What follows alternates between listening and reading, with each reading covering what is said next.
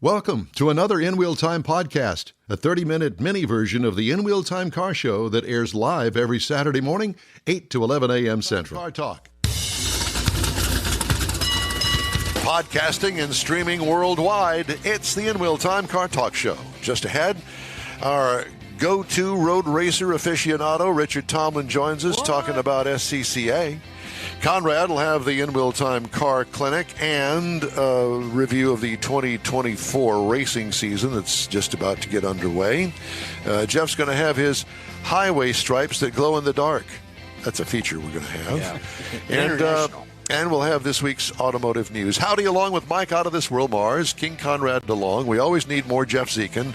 I'm Don Armstrong. Glad you could join us today. And we're also glad to join Richard Tomlin down at Apex Auto Works. Richard, good morning. Good morning, guys. How y'all doing? Well, very well. Happy New Year. Oh, yeah. It's been a good one so far. Has it? Keep this going. Yeah, good. Well, let's see. What are you working on down there? Yeah, usual. Been clobbered with BMWs recently. Seems like a lot of BMW people got hit over the holidays. So working on a couple of the BMW modern and vintage. Yeah, cars. I saw you throwing a motor in what was it, an E36? Yeah, I got an E36. We got a 2002. We've got a brand new X3. So quite a variety right now. Interesting. Do you like working on BMWs? We work on them. Better than a Corvette, huh? They're not a Chevrolet. How about that? They're not a Chevrolet. Oh. Yeah. Well, you ought to just stick an LS in one of them and tub it out. We've been down that path. We were actually a part of the first team that actually did that. And now that kit is sold by Vorschlag Motorsports out of Dallas. Oh, wow. And that's almost 20 years ago, believe it or not. So been a long time. Interesting. Yeah. Okay, well, let's focus in on SCCA road racing. Can anybody do that? Anybody with a driver's license can walk up and come participate with us tomorrow, basically. Where? Tomorrow is our biggest event of the year for Autocross. I don't know why, but January events tend to be the largest for us. We've had records of 285 people showing up to Autocross with us on one day. We're looking at about 200 cars tomorrow. Starts about 7 a.m. up at the police academy. If you're not signed up at this point, it costs you $55 to come out and drive your car or properly equipped SUV or wagon. So this is basically parking lot cone racing, and you're not racing side by side with somebody else. You're racing the clock. Correct. You're racing the clock, and we put 25 seconds between each car, so there's no chance of crossover or getting caught up unless there was something major. In 25 years of this, I think nationally we've had like 6 or 7 accidents total. On any given weekend, SCCA has over 6,000 cars racing in Autocross alone. How do you get involved in SCCA racing? SCCA is really easy to get involved. I mean, that's what started me down this path, 25 years ago, 26 years now. I got my 25-year pin, so I guess it's been 26, but $35 a year for membership gets you into the calendar and all the events, although now all that's available on the World Wide Web. Our local one is houscca.com, so HoustonSCCA.com. The major one is SCCA.com. That's national. And the national stuff is where a lot of people that are aspiring to be the biggest and greatest, I mean, that's where the Foyts, that's where the Unsers, that's where all of them came from. That's where your Shelbys came from. That's where your Ken Miles come from, is SCCA roots. It's where it all starts. I had a friend of mine, notice I said had, had a Corvette, and he was really into road racing. And he basically stripped off the entire bottom of the car's suspension. Wow. And put this custom road racing suspension on the car. I didn't even know there were kits for Corvettes that did that, but he spent if you looked underneath the car, you'd think, wow, that's pretty impressive. I mean, there's a lot of changes. What are the changes that are done to the suspension for a track car? The first thing you'll see is going with much stiffer spring rate, slower acting shocks, so they slow down how the car actually moves. And the biggest thing you'll find is alignment. People will tweak and tune on alignment every event. Some people are actually adjusting alignments in the parking lot. It depends on how competitive you want to go. there are other people that will drive to the track on the exact same tires that they're going to run around and play on. So some people are out there to play, and some people are out there to smash skulls. Yeah, well, this was not that, but I will tell you that he did tweak shock absorbers and alignments and tire pressures. Explain all that. Why? So the tire pressure thing is an amazing one, because after you've been autocrossing for a while, some people are much faster than others to pick it up, but you'll get to where around an autocross course, you can tell a difference of 2 PSI in tire pressure front to rear in a car. You can tell when it's actually down from optimal performance, and that all translates over to your daily driver when you're driving it. It's like you just know that something is a little bit off. And it seems crazy to think that 2 PSI is noticeable, but it truly is once you start getting tuned in and understanding what your car is doing. The alignment part of it is just the ability to make the car turn immediately when you want it to turn. And that's usually achieved autocross with what we call toe out. So your toe out, imagine your pizza slice of French fries and snow skiing. So basically you're taking your skis and basically you're just putting them just a little bit out. So when it's a little bit out and you immediately make that right tire is already just a little bit out. So it makes that instant transition to suck the car in around the cone.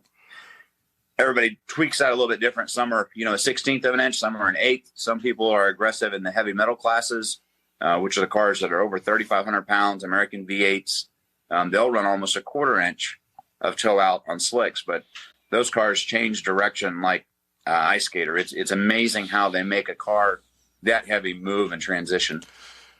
Well, really, I mean, it seems to me that if you want to get really serious about autocrossing, there are different stages that you can spend money in, and I think that the first one is getting yourself a set of track tires.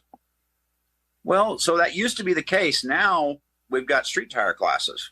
So now you can literally show up on what you're on and you'll be competing against other street tire cars. Yeah. Now, are there better street tire cars or street tires? Of course.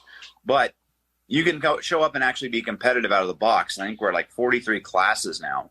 I'm the frowner of having so many classes because it seems like not everybody gets a trophy. There's a lot of trophies. I prefer having 3 or 4 classes and let's go crown a champion. But there are classes they can get in and be competitive. They may only have 9 or 10 people to beat, but that's 10 people to go beat up on. That's an interesting thought process there. So what are the most popular street tires out there that not only still hold up on the street with some sort of rain shedding possibilities and actually do well on the track? What brand? What would you go with? It is Houston, so we do have to worry about the weather. But the hot one right now is the Yokohama AO52. And that falls into a category they call 200 tread wear. And this is a mythical number that came up in how quickly a tire wears out. Like our real race tires are like a 40 tread wear. They're soft. But you go to a Michelin, it's like 800, 900 tread wear. Michelin will last you, 50, 60,000 miles. These tires will last you on the street probably 10, maybe 8,000 miles.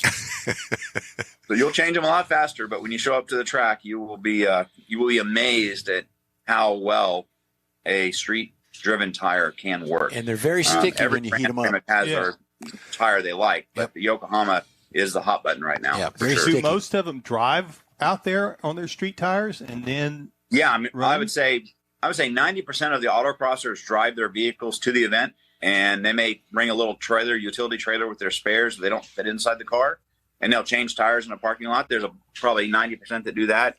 You only got about 10% of the cars that are trailered, and those are just dedicated autocross cars. The heavy metal cars. But I was thinking about with the tires, when we were talking about the tires. Yeah, they still drive them.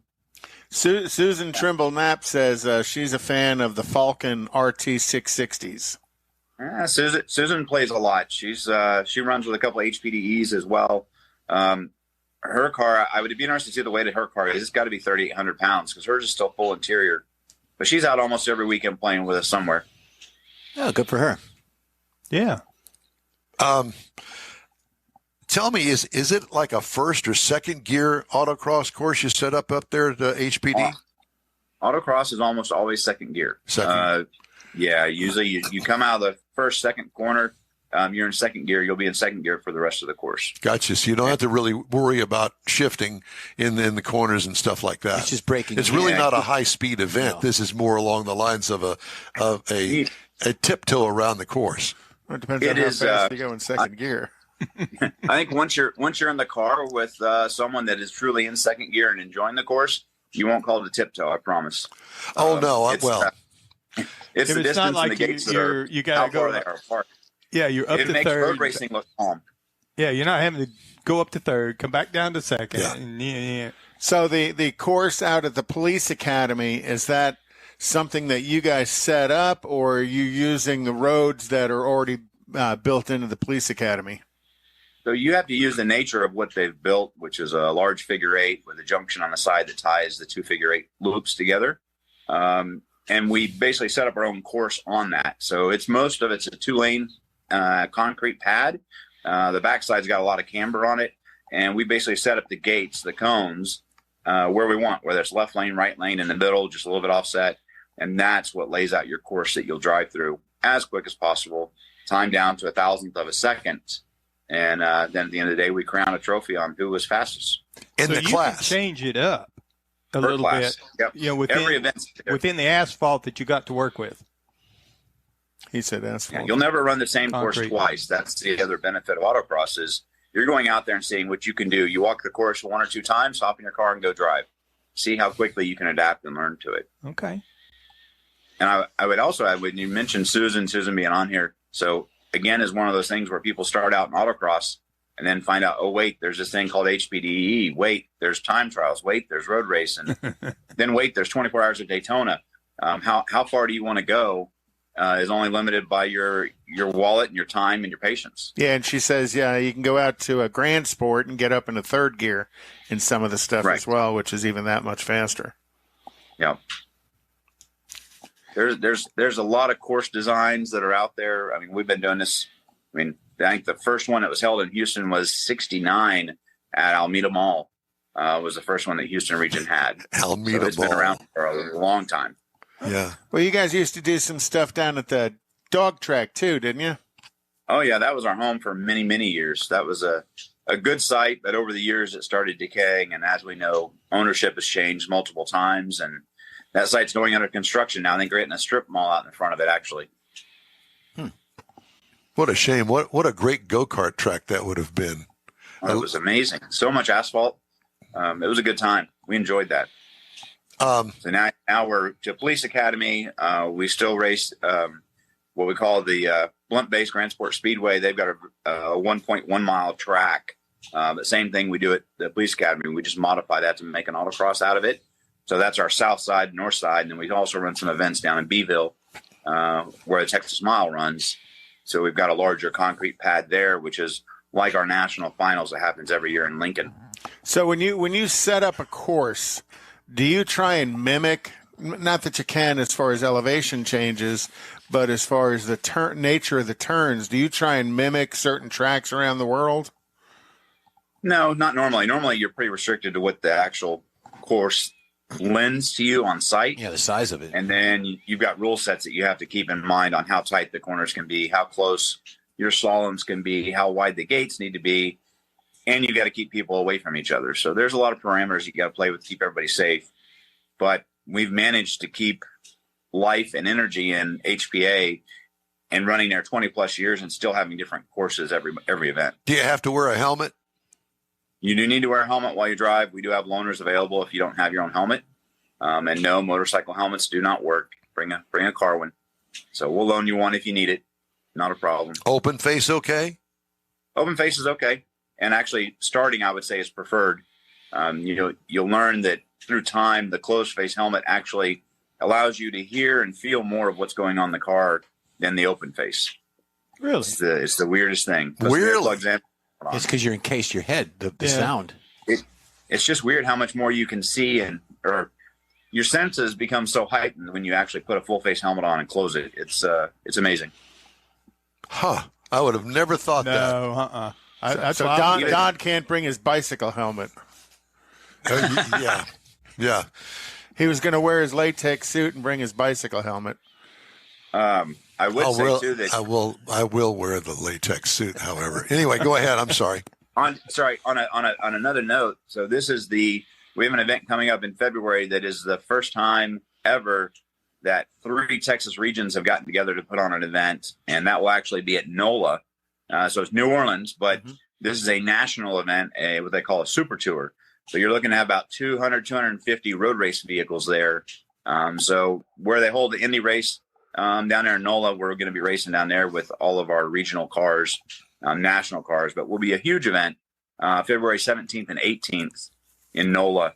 And if you want to see a spectacle of grassroots level racing, that will be it for this year in our area. And where is it held? Yeah, I know New Orleans, NOLA? but I know that.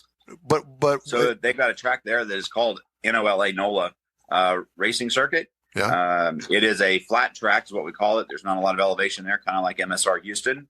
But they ran Indy, I guess, 2 years ago. Conrad, do you remember? 2.5, 3 years ago? Yeah, I think it was about 3, yeah. Yeah, all new asphalt, really, really nice facility. So they're hosting some very big events last year, and this year we've got ours coming up that should be a huge event, and will be worth traveling to watch. It'll be that good. So do you bring your LS Miata? You call that a Miata. I would argue there's not much Miata left in it. In the road racing series, there's not much place for me to play. That one falls into the time trials, and we could go run an autocross if we want, but we focus so much on making it Pikes Peak that it's just not that good at autocross anymore. Okay. Not as fun. Richard, it's always great to talk to you. SCCA, where can we get more information about this event that's coming right up? SCCA.com is the easiest one, and then HOUSCCA.com is our regional site as well. Okay. Great to talk to you as always, and good luck with your BMW fixes down there. Oh, always a challenge. Hey, we'll talk to y'all soon. Helps you make the payment. Thank you, brother. Talk to you soon. Richard Tomlin, Apex Auto Works. Yeah, exactly. Well, we kind of postponed our original feature that Jeff had made, but we're going to do it now, and it's called Highway Stripes. Highway Stripes, yeah. Well, I like that. And this is a different kind of highway stripes that we're not familiar with. Well, this is international. Because I'm the international correspondent, I picked this up on the internet. Basically, this looks like Tron. It does look like Tron. Tron, the show. There you go. So what happened is the Australian government is rolling out a $245 million road safety program, which includes some innovation, new technologies, just to keep drivers safe, and cyclists and pedestrians as well. The most interesting aspect of the program is the implementation of photoluminescent road markings that glow in the dark. Just like the plastic stars, Conrad, that you used to put up on the ceiling of your bedroom as a kid. I still do. The lines of the road appear normal in the daytime, but once the night falls, they're as bright as the stars. According to the state of Victoria, which is a state in Australia, the innovation will help give motorists a stronger definition coming into the intersections, curves, and will greatly improve reaction time to the road conditions ahead. A Victorian company called Tarmac Line Marking shared images of the trial run of the glow-in-the-dark road markings, which are impressive, even in complete darkness. The lines on the road are clearly visible thanks to the application of the special finish, Mike. And you're asking yourself, what is that? Well, research has developed a soy-based luminescent sealant for the use on concrete surfaces. The luminescent sealant is a mixture of soy methyl ester polystyrene and strontium aluminate, which is a phosphorescent powder that slowly illuminates after being excited by light. The luminescent sealant is excited when a constant matter of a xenon lighting system that stimulated sunlight in the luminescence of the excited concrete surface. Oh, my God. God. And all that, and I thought all they did was ground up a bunch of lightning bugs. You know, when you smear one in your hand. The results of the test indicated that the luminescent surfaces glowed 24 hours in the dark because it was excited. Now, I think this is a great idea. The tarmac lighting people say the new technology would be outstanding product for pedestrians, bike lanes, roads, boat ramps, which is important. Airports. In addition, the photoluminescent road lines, the government will also be implementing LED lit pavement near intersections and other more reflective road markings. And the reason for this is your headlights only go so far in front of your car. And they're concerned about intersections and dark areas that go on. So this is actually a very, very good idea. And if you can watch this later on, there's things for tracks and walkways and parks and things. The phosphorescent paint is also seen as a way to reduce light pollution. And one of the main causes of that is lights. The road lights. Do they say anything about using it in fog? It was really foggy this morning. Caught me by surprise. Well, it's whatever the light. Whatever light you got. Right. It'll illuminate or luminescence sometimes in the dark, but not bright, not like you're going to see it. Yeah, but I can see where even if you had a little light, I'm thinking about going through the fog, that you might you could benefit from that. Well, this actually was done in 2016 in the Netherlands, and they had problems because they put it on the lanes, on the roads, not very far, probably about half a mile to a mile. People were actually turning off their lights in the car and using it. Well, that is the Netherlands. You know, their coffee shops are a little weird too. They were getting in a lot of problems. Hey, I want to remind everybody that we'd love to hear from you. Just shoot us an email. Our address here is info@inwheeltime.com. Time now for Conrad's Car Clinic, and you've got just a few minutes here. Well, you know, I thought I'd talk about some of the weird options you could get and unique options you could get in the cars through history. You know, you got to remember back in the day, you could actually get a radio or a record album player in a car. Yes. And it had like a 13 cartridge album holder, and you could put it in, you could be like your own DJ driving down the car. I always wondered how that worked as far as skips and stuff and rough rides in the road.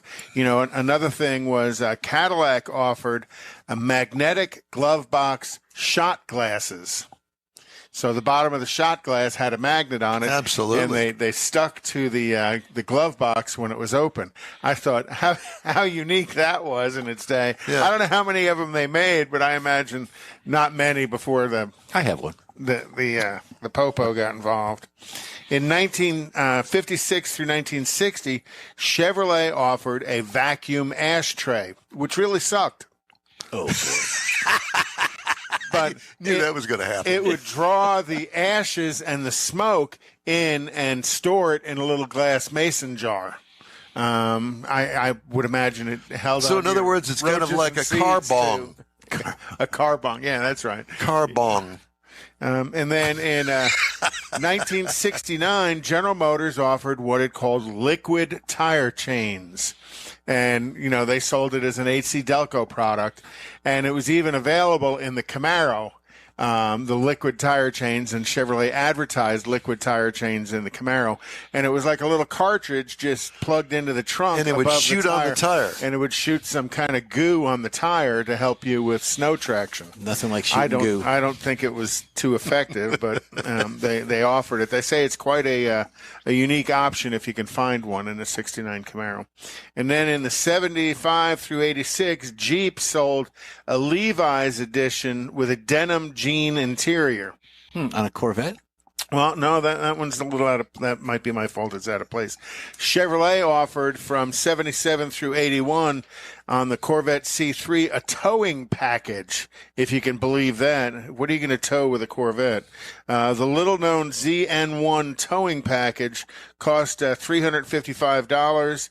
It would fit onto your C3 only if you had the Jim Kahana suspension.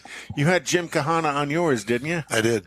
You didn't have the towing package on I did not have the towing package. I could not imagine towing anything with a Corvette. Well, you could tow your BMW. You'd have to tow I wouldn't your have a BMW, but thank you for offering. Well, so, you know, another weird little option that they offered. And then the Holden Commodore offered a fax machine inside their vehicle for $3,300. Don't know why. In 97 through 2001, the Honda CR-V offered a shower that when you opened up the rear gate, it would hang from the rear gate, and you could take a shower to wash your shoes or your kids off. In the 1990s, Chrysler offered the Visor phone. Remember? Oh, sorry, I skipped through it. Sorry. The Visor phone was, a lot of manufacturers offered phones. Well, hey, your visor's ringing, answer it. Volkswagen offered a collection of electric guitars that were part of an option package on some of their Volkswagen products, and those have become quite collectible as well. And they actually offered a Pink Floyd edition Golf with a guitar that came with it. And then in 2013, the Fiat 500 offered an espresso machine. That'd be fun. But the only problem is you have to stop every few feet to go to the bathroom. But forget about it. Forget about it. That's it. Yeah. All right. Thank you, sir. Stellantis is pulling out of next month's Chicago Auto Show as it reevaluates its approach to vehicle expos. The automaker, citing last fall's UAW strike, pulled out of the Specialty Equipment Marketing Association show and the LA Auto Show late last year, in addition to next week's CES event in Las Vegas, to cut costs as part of its strike contingency plan. The only demonstration Stellantis will have at the Houston show is an outdoor ride and drive for some vehicles, according to Rochelle Salinas, Executive Vice President of the Houston Automobile Dealers Association that organizes the event. Salinas said the ride and drive is executed by an experiential company in direct relation with Stellantis, not its dealers. However, we are all disappointed by their decision, Salinas said, about pulling out of the show. However, we are grateful we had their participation for so long and are empathetic to their situation after the strike. We hope they will return in full force in 2024. No more Camp Jeep, huh? No more Camp Jeep. What a bummer. Yeah, I know. None of that. So it's going to be a big gaping maw on the show floor where that was. I'm sure that they'll We're fill it generally with across the aisle from that. Maybe they'll just give us that space. Yeah, that's right. Yeah, can you so we imagine? can have a live audience. Mm-hmm. Yeah, that's right. I'm sure we'll fill up the arena. Not. All right. Time now for a quick break. And I want to remind everybody that you're on the In Wheel Time Car Talk Show, and want to thank you for joining us on this Saturday morning for our live show. Stay tuned. We'll be right back. You own a car you love. Well, why not let Gulf Coast Auto Shield protect it? Houstonian John Gray invites you to his state-of-the-art facility to introduce you to his specialist team of auto enthusiasts. We promise you'll be impressed. Whether you're looking to massage your original paint to a like-new appearance, apply a ceramic coating, install a paint protection film, nano-ceramic window tint, or new windshield protection called ExoShield, Gulf Coast Auto Shield is where Houston's car people go. Curbed your wheels? Instead of buying new, why not have them repaired? How about a professionally installed radar detector? Gulf Coast Auto Shield does that too. Get a peek inside the shop and look at the services offered by getting online and heading to gcautoshield.com. Better yet, stop by their facility at 11275 South Sam Houston Tollway, just south of the Southwest Freeway, and get a personal tour. Gulf Coast Auto Shield is your place to go for all things exterior. Call them today, 832-930-5655 or gcautoshield.com. The original group of Loopy Tortilla restaurants will have you telling your family and friends just what the original recipes mean when it comes to the best fajitas in Southeast Texas. Founder Stan Holt invites you to visit the original Loopy Tortilla near I-10 and Highway 6. Here's the original house that inspired the design of all the rest and the original charm that helped make Loopy Tortilla the go-to destination for Houston Tex-Mex. Speaking of original, nothing can compete with the original lime pepper marinade that everyone will agree makes Loopy Tortilla award-winning beef fajitas the best anywhere. Loopy Tortilla Katy is another location that gives you the same quality and service Houstonians have come to expect at Loopy's. It's located just off I-10 and the Grand Parkway at Kingsland Boulevard in Katy. Find yourself in Aggie Land? Head to the Loopy Tortilla in College Station, located just around the corner from Kyle Field. It's a great place to enjoy those famous frozen margaritas before or after the game. Headed east to Louisiana, stop in at the Loopy Tortilla in Beaumont. It too's on I-10. You can't miss it. The original group of Loopy Tortilla restaurants invites you in for the best Tex-Mex anywhere. The In Wheel Time Car Talk Show is now part of the iHeart family. Now you'll have access to 24/7 Car Talk anytime you need a fix. Just download the iHeart Radio app and ask for In Wheel Time Car Talk, and there we are. Be sure to save us in your iHeart library for instant access. No matter where you are, you have the best Car Talk Show right on your PC, laptop, or mobile device and never have to worry about finding us again. Of course, you can always get access to our video and audio streams via InWheelTime.com and your favorite podcast channel, and all of this is free to you. From the iHeart Radio app, you'll not only hear our Saturday morning live show, but the best shows of the past, updated weekly.